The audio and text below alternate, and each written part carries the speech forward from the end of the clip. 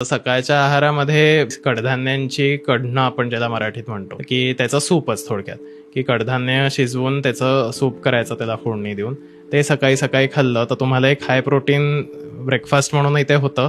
पण मूग आणि मसूर याचं जर ते केलेलं असेल तर ते पचायलाही हलकं असतं. शिवाय सकाळी कफाचा काळ असतो तर कफ कमी करणारे ही 2 कडधान्य. बरं. तर मूग आणि मसूर याचं सूप मिक्सही करू शकता तुम्ही, सेपरेटही करू शकता. किंवा मग सकाळी सकाळी दलिया खाणं.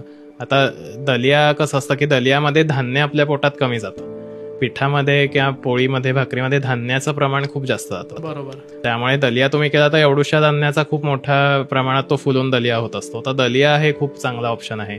मिलेट्स आजकाल जे बरेच फेमस झाले त्याचा तुम्ही दलियासारखं करून खाऊ शकता. मुगाची धिरडी हा एक चांगला ऑप्शन असतो.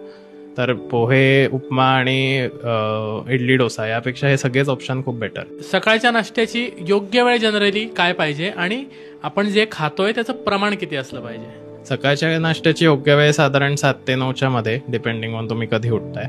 आणि त्याचं योग्य प्रमाण म्हणजे असं प्रमाण पाहिजे की तुम्ही तेव्हा ब्रेकफास्ट केल्यावर तुम्हाला साधारण 12च्या आसपास, 12 ते 1च्या मध्ये भूक व्यवस्थित लागली पाहिजे.